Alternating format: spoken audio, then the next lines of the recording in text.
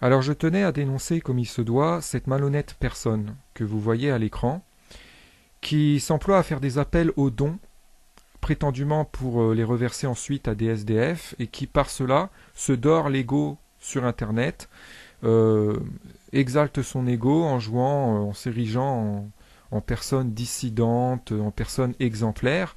Et cette personne est très malhonnête car au lieu de donner elle-même directement à des SDF, elle appelle les autres à donner, à passer par lui pour donner au SDF. Or, les gens n'ont pas besoin de passer par cette personne pour donner au SDF. Pourquoi cette personne n'exhorte pas les gens à donner directement au SDF? Pourquoi elle les incite à passer par elle? On n'a pas besoin de passer par cette personne pour donner au SDF.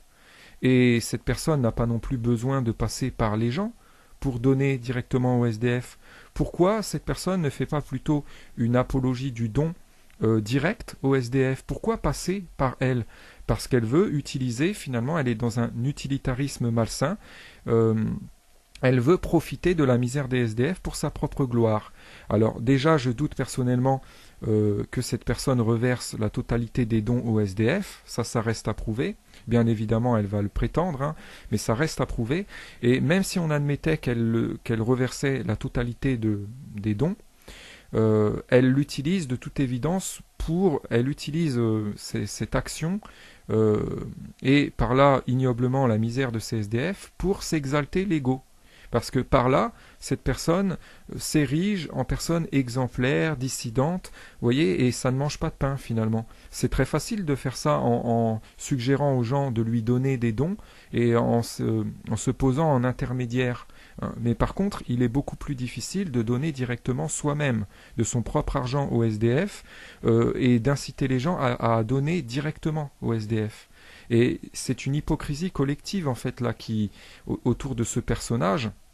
Hein, on a des gens qui vont s'identifier un peu à lui, qui vont lui donner, et qui vont jouer par là les gens qui donnent au SDF. C'est un peu le même phénomène qu'avec ces associations hein, de gens de prétendus intégristes de la charité, hein, qui vous somment de leur faire des dons, et qui se posent en intermédiaire. Mais est-ce qu'ils reversent vraiment aux personnes et aux pauvres? J'en doute.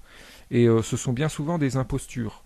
Euh, et, euh, et ce concept est immonde, hein, d'inciter les gens plutôt à donner à une tierce personne qui va s'ériger en intermédiaire plutôt que de les inciter à donner directement aux pauvres, c'est malsain.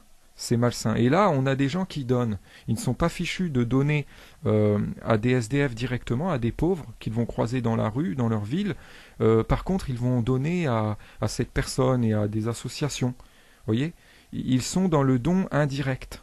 Et ça, c'est très malsain. C'est une hypocrisie quand ils ne sont pas fichus de donner directement.